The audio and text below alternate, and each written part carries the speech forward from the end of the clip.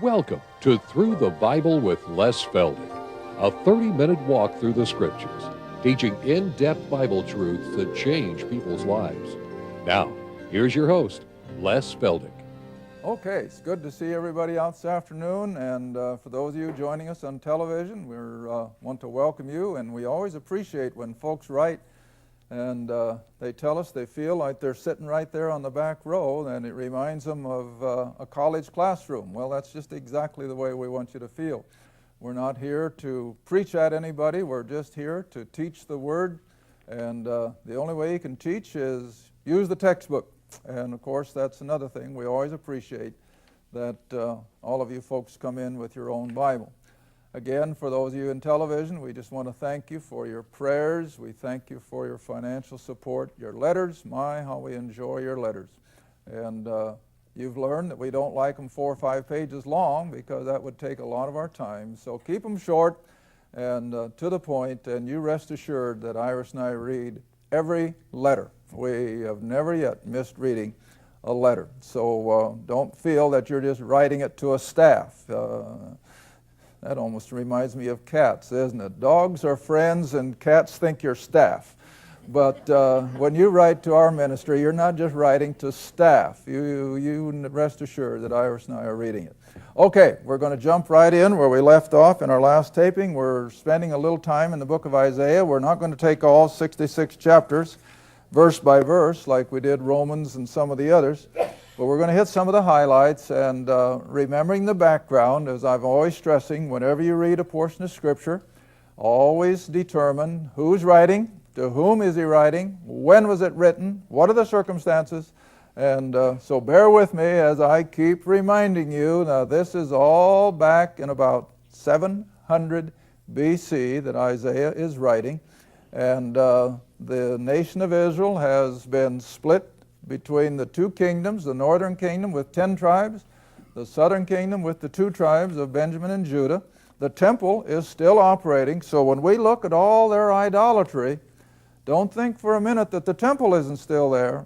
They go into idolatry in spite of it.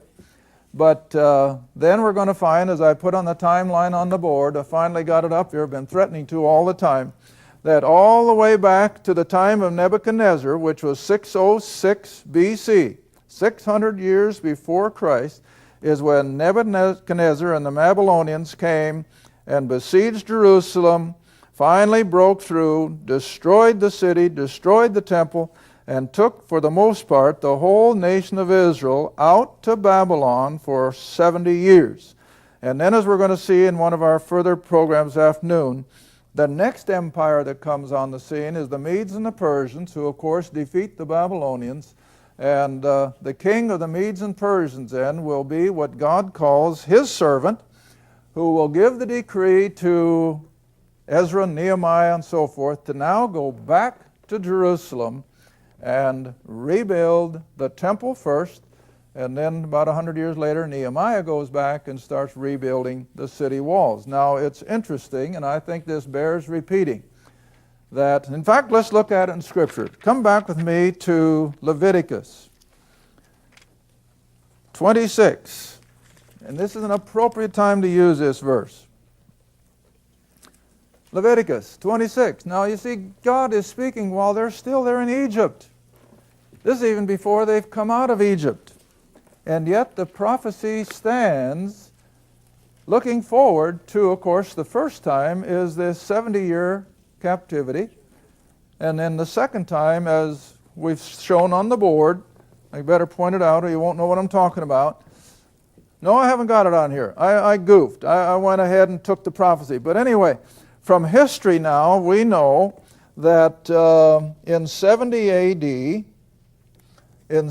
A.D., we have Titus destroying the temple and sending Israel again into the dispersion so that the land was emptied.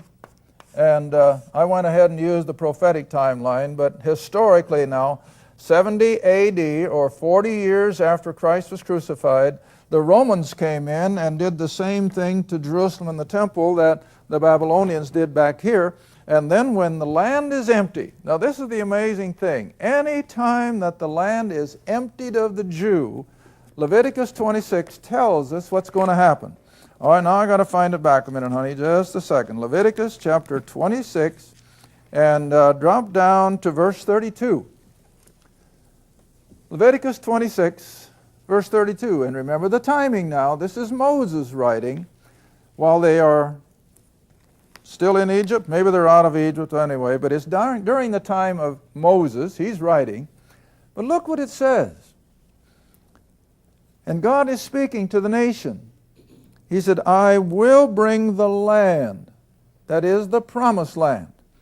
I will bring the land into desolation. Your enemies which dwell therein shall be astonished at it, that is the desolation. But in God's own time, he says, verse 33, I will scatter you among the heathen, that is the non-Jewish world, what we call Gentiles, and I will draw out a sword after you. They're going to suffer persecution. And your land shall be desolate, your cities waste. And then shall the land enjoy her Sabbaths. Now this is a direct reference to the 70-year captivity. Then shall the land, that is the promised land, enjoy her Sabbaths, the sabbatical year, that every 7th year the ground was to be left fallow, give it a rest, and they never did it. So over a period of 490 years, neglecting the sabbatical year, they owed God 70 years. And so he's going to get it back. All right, that's what he's talking about. The land will enjoy her Sabbaths, that every 7th year, as long as it lieth what? Desolate. And you will be in your enemy's land, even then shall the land rest and enjoy her Sabbaths. And as long as it lieth desolate, it'll rest. Because it did not rest in your Sabbaths, that in your sabbatical year, when you dwelt upon. In other words, they kept it in production. All right, now I think while you're in Leviticus, we might as well use another verse that I use so often, Deuteronomy chapter 30.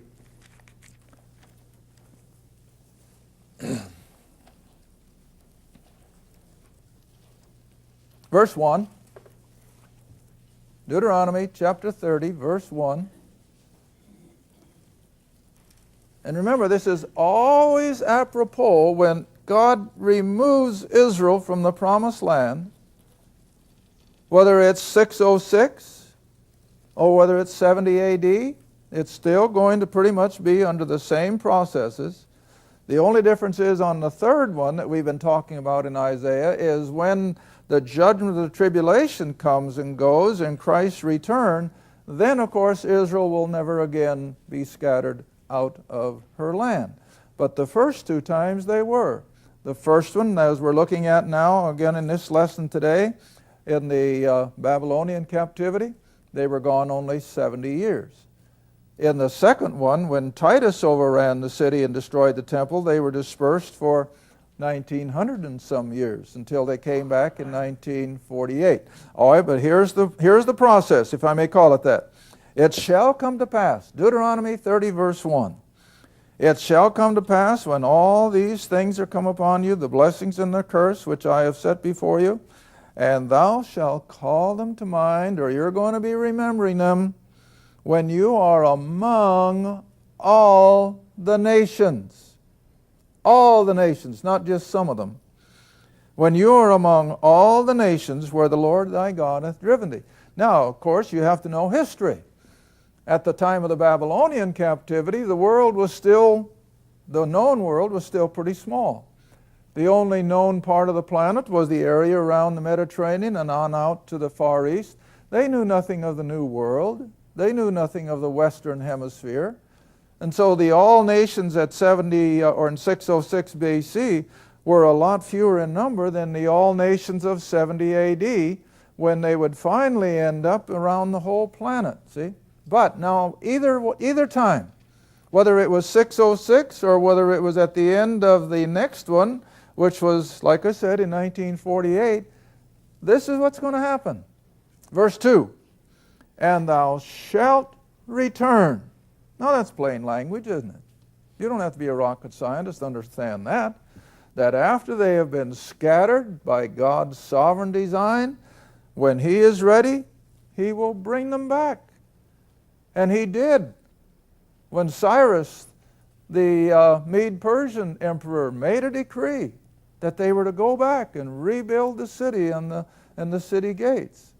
All right, in 1900, thereabouts, the Jews finally started putting things in order that they could get ready to come back to the Holy Land again. And then we saw the nation suddenly appear and become a nation then in 1948. All right, so here's the promise, that they would be scattered, and that while they're scattered, while they are out of the land of Palestine or Israel, however you want to put it, will become desolate.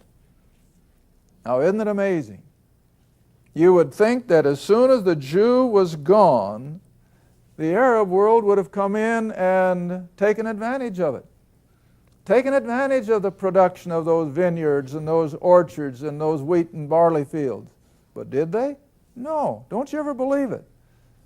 They never lifted a finger to put the land back into production when Israel was taken out. It remained desolate both times.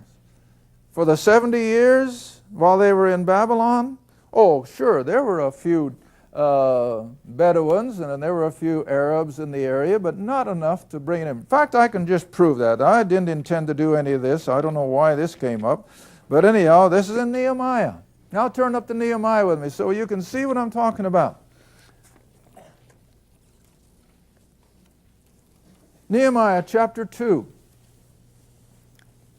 Now this is when Cyrus gave the decree. Cyrus was a servant of Jehovah, the Bible tells us.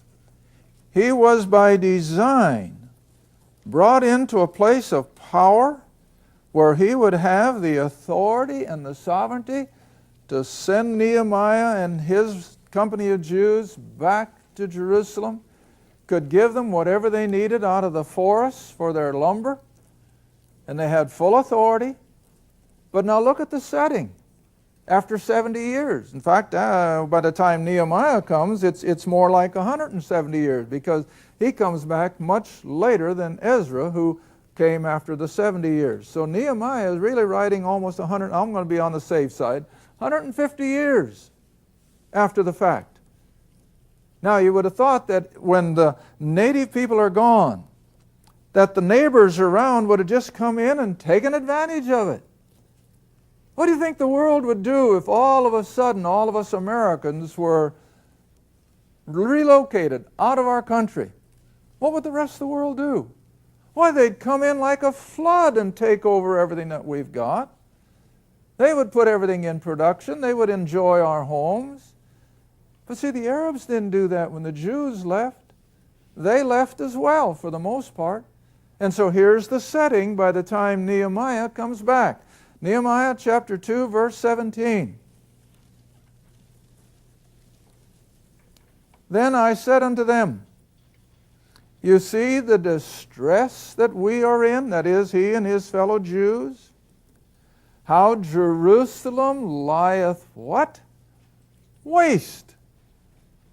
They hadn't cleaned it up after the Babylonians besieged it. They hadn't got back into populating it. No, it was still laying waste 150, 60 years after. And the gates thereof are burned with fire. Come and let us build up the wall of Jerusalem, that we be no more reproach. And then there's another one, I think, where is it, in chapter 4, where it speaks of the rubbish and the trash that they had to clean up. Well, anyway, you can come over to chapter 4.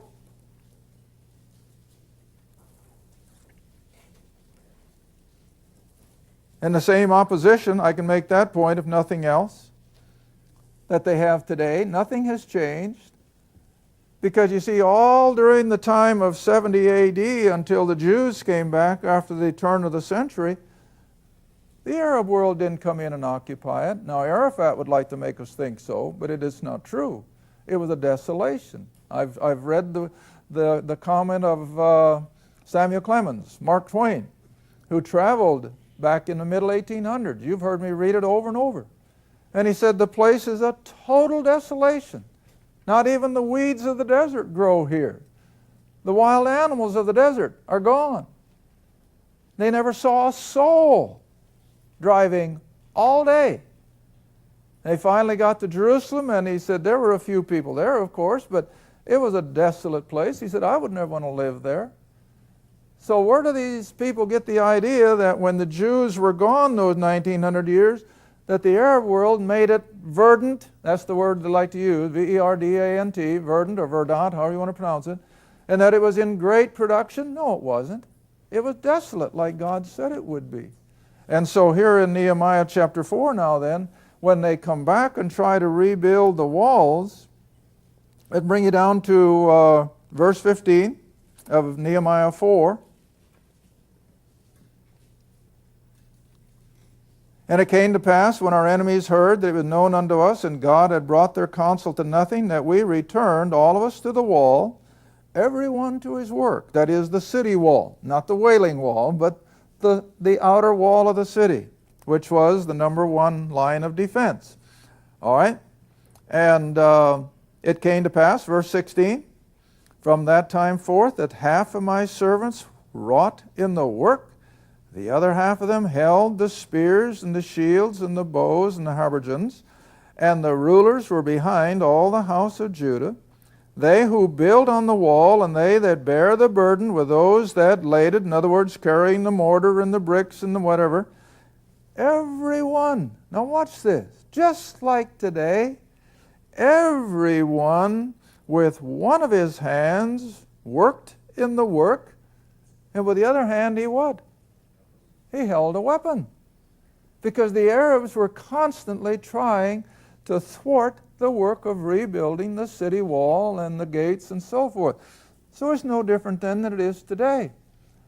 But on the other hand, I want to make the point that when God emptied the Jew out of the land, it became desolate.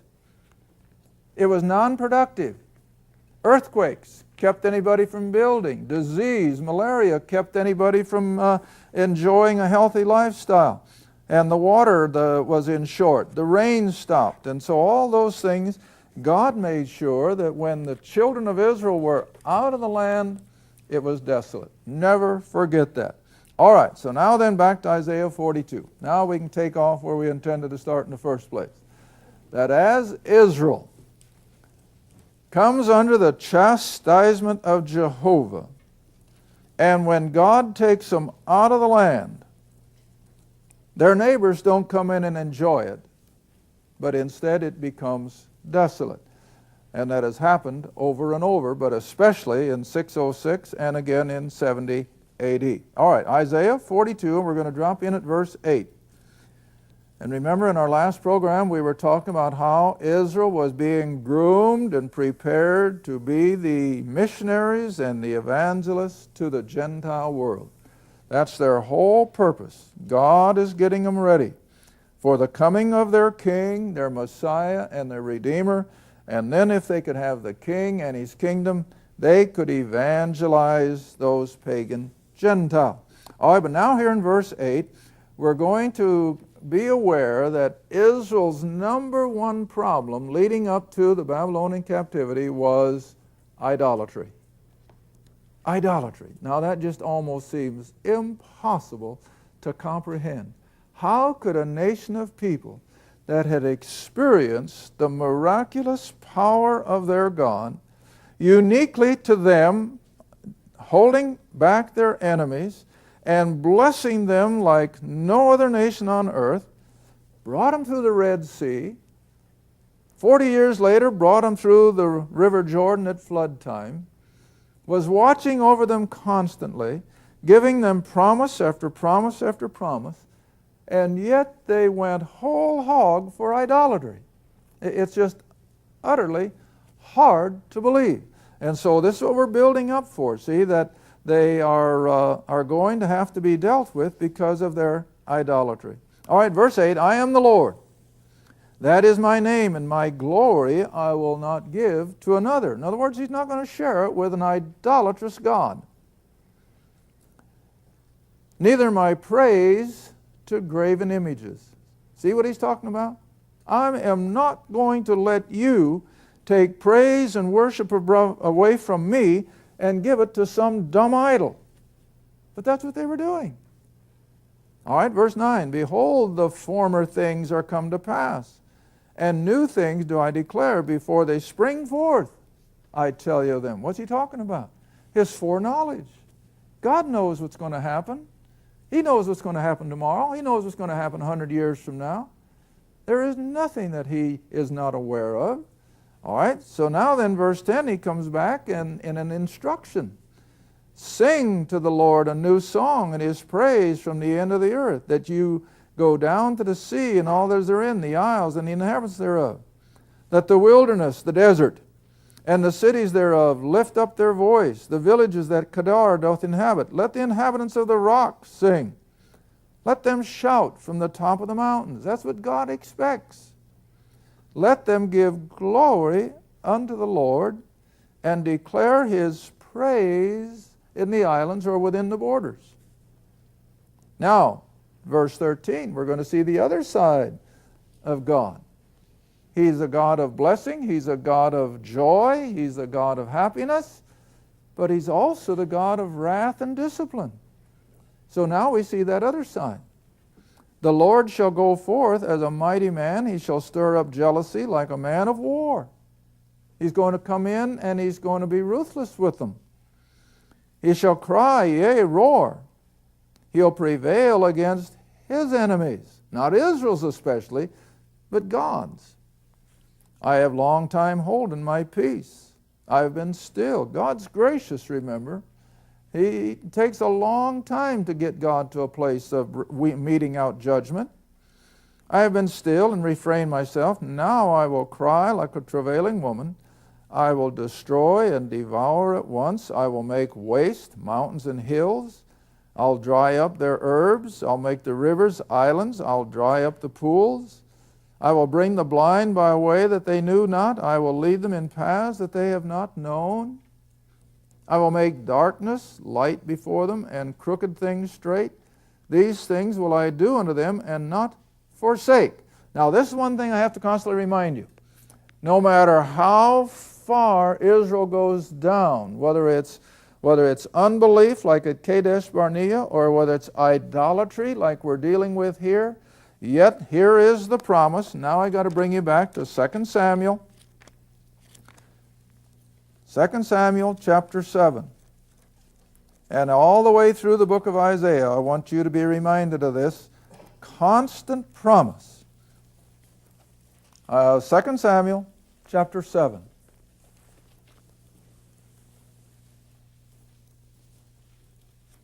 Now he's talking to David.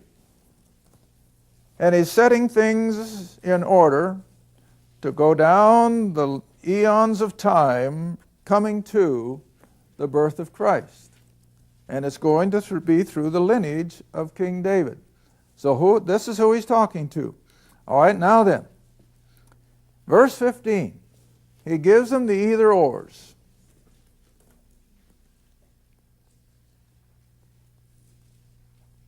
Verse 14, I guess better read that verse before we go into 15. Verse 14, where God tells David concerning not just Solomon, but this whole lineage of the house of David that'll be coming down the pipe. God says, I will be his father, he shall be my son, if he commit iniquity. See, there it comes. And God knows they will. If he commit iniquity, now we're talking about the nation of Israel in total, I will chasten him with the rod of men. I will bring in enemy armies. I'll bring in enemy empires that will tax you. They'll overlord you. All right? I will chasten him with the rod of men, with the stripes of the children of men. Verse 15, what's the first word? But. See? Even though God will chasten and he will discipline, but my mercy shall not depart away from him.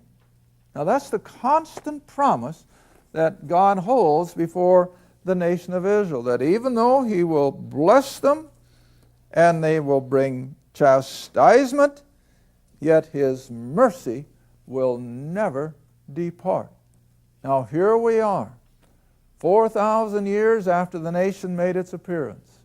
And they've been through the throes of persecution. There has been a constant satanic effort to destroy them.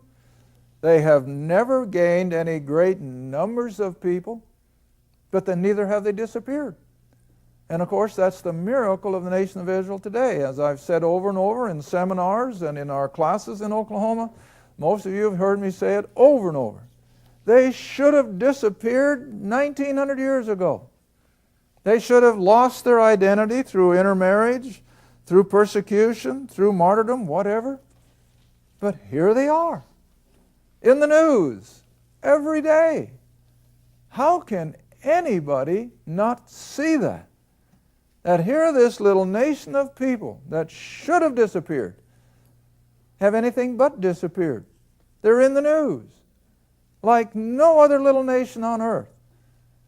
It's just unbelievable, except it's what the Word of God has declared. All right, so now then, coming back for just a second, our time is just about gone. We come on time to verse 14. Isn't that where I was? No, I was down a little further. Verse 17. Verse 17, they shall be turned back, they shall be greatly ashamed that trust in graven images, that say to the molten images, you are our gods. Can you imagine? Well, who's he talking about? Israel. Not the pagan world. That's a given, that they were idolaters. Even old Terah, remember, the father of Abraham, was an idolater. But Israel, they have now come hundreds and hundreds of years since becoming a nation. They've had the prophets. They've had the 5 books of Torah. They've had Moses. And yet, the nation, with the exception of a remnant, we'll look at that maybe in the next program or two, but for the most part, the nation has fallen in total rejection of the God of Abraham. They are falling into idolatry. They're following the gods of the pagans around them. Why? When God has been so good to them. And it's just one of the things of human nature. And remember, a Jew is just as human as the rest of them. Thank you for watching Through the Bible with Les Feldick. Through the Bible is a partner-supported ministry. If this program has been a help to your study of the Scriptures and you'd like to see others enjoy the teaching, your support would be greatly appreciated. Write to us at Les Feldick Ministries, 30706 West Lona Valley Road, Kinta, Oklahoma, 74552, or call 1-800-369-7856. Remember, all programs are available in printed form, audio cassette, and videotape. Be sure to tune in next time to Through the Bible with Les Feldick.